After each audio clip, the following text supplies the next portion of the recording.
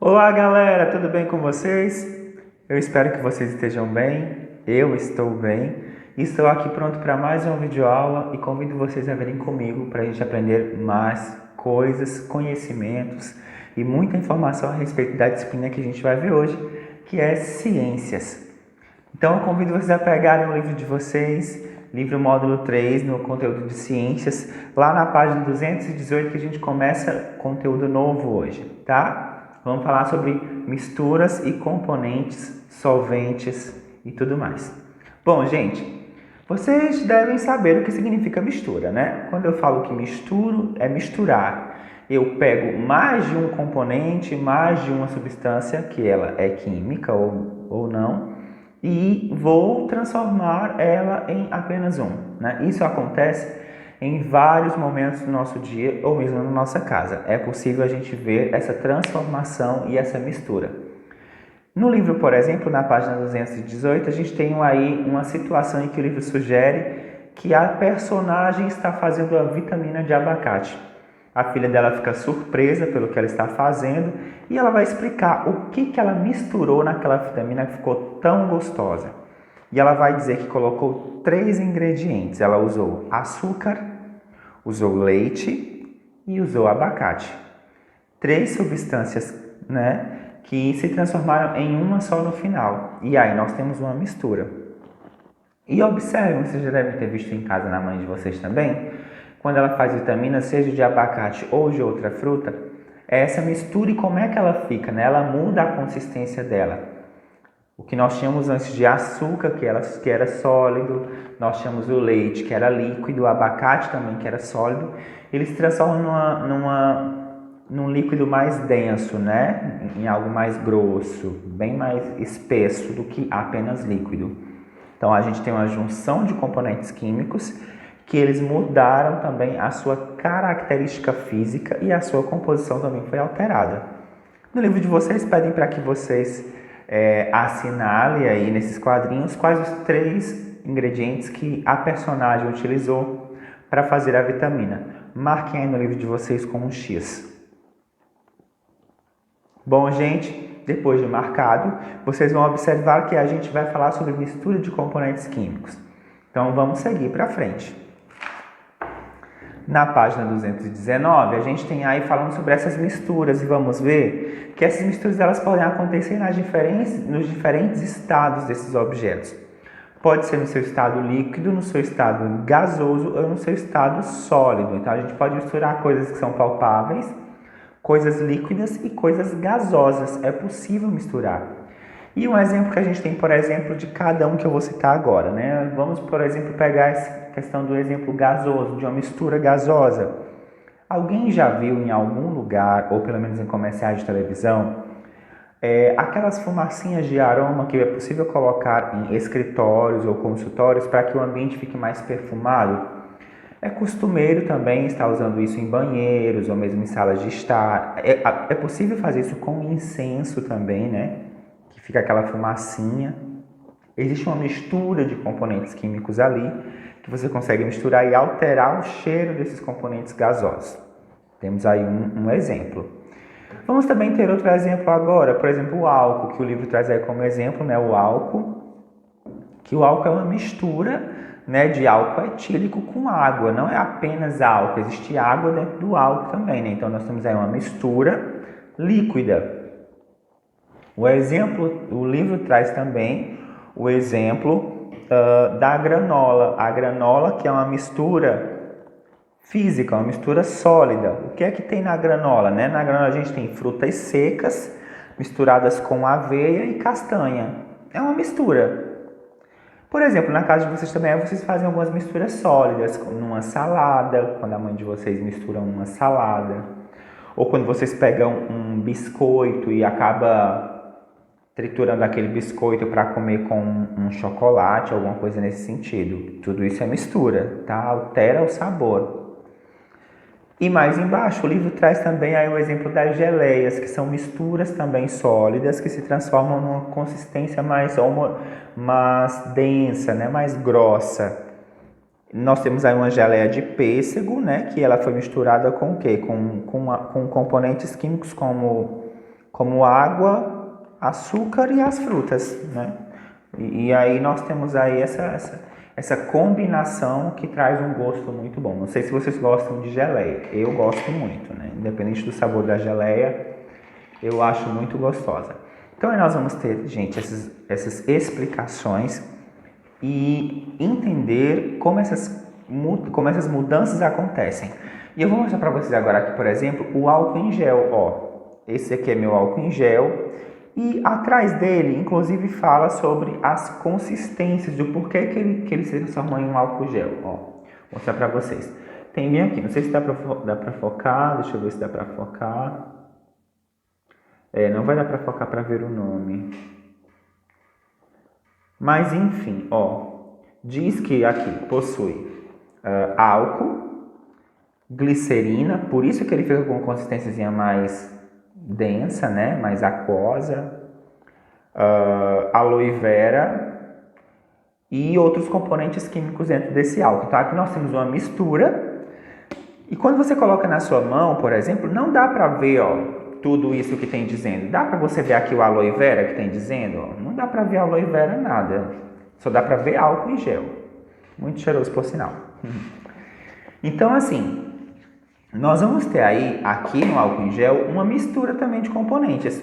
Essa mistura é líquida, foram colocadas misturas líquidas aqui dentro e transformou no final num produto que é o álcool em gel.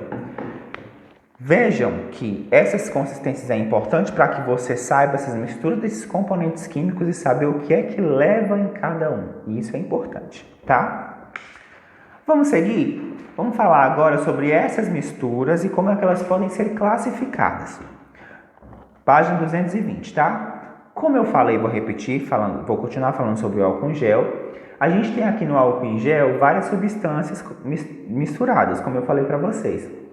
Essas substâncias que estão aqui, elas estão aqui, mas a gente não consegue ver. Ó, o álcool dá para ver apenas líquido, não dá para ver as substâncias, não dá para ver a aloe vera, não dá para ver o álcool separado, né? Está tudo misturado. Quando nós temos essa consistência, que ela acaba se camuflando, né, que não dá para ver os componentes que foram misturados, a gente chama então que nós temos uma mistura homogênea, né? Mistura homogênea. O que é uma mistura homogênea? A mistura homogênea acontece quando a gente tem a mistura de componentes químicos que não podem ser vistos, né? Não dá para ver. Vamos entender melhor. O livro de vocês, por exemplo, sugere água mineral como exemplo. Ó. Ela dá um copo, água mineral. Água mineral, será que ela é uma mistura ou é só um componente? É uma mistura. Se vocês pegarem aí a água de vocês em casa, o mineral, e olhar um garrafão, vocês vão ver que no rótulo vai estar apresentando vários componentes químicos dentro daquela água. Mas quando você coloca água no copo, dá para ver esses componentes que tem na água? Não dá para ver, porque eles ficam todos lá, mas todos misturados e não dá para ver, eles se camuflam, né? A gente chama essa mistura de mistura homogênea, quando não dá para ver as misturas que tem lá. Entenderam? O livro também traz aí outro exemplo que são os metais, né? Os metais, ele tem uma mistura de aço inox com liga metálica. Parece um preguinho, mas não é, um canudinho de metal, ó. Esses canudinhos, eles têm misturas também química. E essa mistura dá para ver? Não dá para ver, a gente vê só o produto final. Também é chamado de mistura homogênea. Mas e quando é que eu tenho uma mistura heterogênea? Vamos ver aí na página 221. Já devem ter percebido que às vezes no suco a gente coloca pedrinhas de gelo. A gente mistura, né, suco, que é líquido, com gelo. E o suco já é um produto de uma mistura anterior, né? Então nós temos aí o gelo misturado com o suco. Porém, nem sempre o gelo desaparece. Às vezes ele fica lá. Ó. E você deve lembrar, por mais que você não tenha aí um copo com suco e gelo, você vai lembrar que em algum momento, ou numa Coca-Cola, num refrigerante, ou no suco, você deve ter tentado misturar o suco com gelo, fez a mistura, mas o gelo continuou lá sendo visível, mesmo estando misturado. Nessa situação a gente chama que é uma mistura heterogênea. O que significa mistura heterogênea? Significa a mistura de mais de um componente químico e essa mistura continua sendo visível, ela não fica invisível como na água, né? A mistura, ela fica visível. O livro também de vocês, na página 221, traz o exemplo do granito. Quem aí já viu granito, piso de casas, né? Que são de granito. Inclusive eu tenho aqui uma barrinha de granito para mostrar para vocês. Ó, pronto, aqui é uma pedrinha de granito, é uma plaquinha, essa plaquinha é minha, mas a base dela é de granito, ó. Estão vendo? Bom, vocês estão vendo aí vários pontinhos coloridos, uns mais escuros, outros mais claros e outros mais transparentes. Nós vamos ver, olha no livro de vocês, que esse granito que está aparecendo aí, ele é uma mistura. Que mistura foi usada? Mistura de alguns componentes. Mistura de feldesfato, né? Feldesfato aí, como tem mostrando no livro. Mistura de mica e de quartzo. Tio, o que é isso?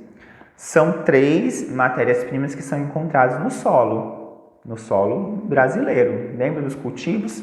É encontrado da mesma forma que é encontrado o ouro, da mesma forma que é encontrado o alumínio, a gente encontra também o mica, o quartzo e o feldesfato, né?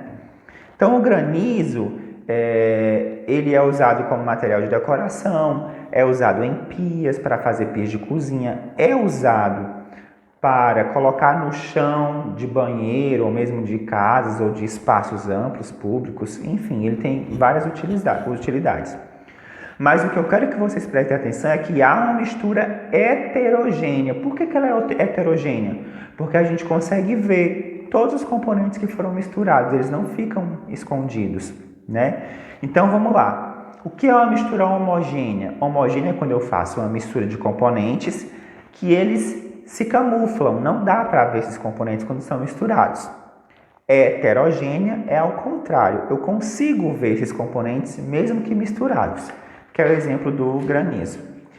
Ok, gente? Tudo entendido até agora? Fácil, né, esse conteúdo? Ó, na página 222 a gente vai falar sobre a água, né? Que a água como solvente. O que é solvente? É algo que solúvel, algo que dilui, que mistura, né? E o livro fala de um vazamento de petróleo de 2010, mas eu quero lembrar vocês de um mais recente que houve, que até agora, né, ainda existem processos gigantescos acerca desse vazamento que houve no ano de 2018 para 2019, que chegou até as praias de Fortaleza, né? Várias praias do Nordeste foram contaminadas com manchas de óleos gigantescas. Não sei se vocês lembram, mas se não lembram, façam pesquisas na internet com a ajuda dos pais de vocês. Eram manchas de óleo pretas, muito grandes, que eram encontradas nas praias do mar. Inclusive, muitas praias foram interditadas, muitos animais marinhos foram mortos por conta dessa contaminação do óleo na água do mar. Mais uma pergunta: se a água é um solvente, né, e a gente considera a água um solvente universal, gente, por quê? Porque a água é o componente líquido que mais dissolve componentes presentes no meio ambiente. Então a água é o que mais dissolve qualquer tipo de componente. A água dissolve tudo. Porém, como na vida tudo há exceção, existem algumas coisas que a água não dissolve. E uma delas é o óleo, né? São manchas de óleo. O óleo não se mistura na água. O óleo não é solvente na água. Ele fica lá, mas ele não se torna transparente. É uma mistura heterogênea, né? Então, nós vamos ver aí, ó, por exemplo, na página 222, ele traz aí exemplos da água como solvente. Ele misturou óleo e água. Você vê que o óleo não se mistura com a água, não se mistura. E em outro momento ele misturou o sal, ó, sal e a água. Você vê que o sal se misturou. O sal ele ficou lá transparente, não dá para ver o sal na água, né? Então a gente diz que ele é solúvel. Então, quando é possível misturar algo com a água, a gente chama de mistura solúvel. Quando não há a mistura com a água, a gente chama de insolúvel. Então, nós vamos ter aí componentes insolúveis e componentes solúveis. Exemplo, um componente insolúvel, o óleo. O óleo não se mistura com a água. E um componente insolúvel, o sal. E um componente solúvel, o sal. O sal que ele se mistura com a água. O açúcar também se mistura com a água. Então, é um componente solúvel, né? Entenderam, gente? Então, aí o que é componente solúvel e insolúvel? Solúvel é aquilo que se dilui na água, que se mistura. Insolúvel é o que não se mistura, tá bom?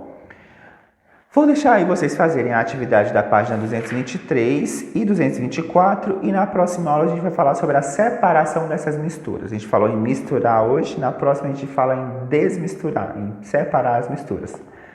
Gente, eu vou ficando por aqui. Tchau, tchau, uma boa quinta-feira para vocês. E lembrando que amanhã a gente tem videoconferência pelo Google Meet. Beijão e tchau, tchau.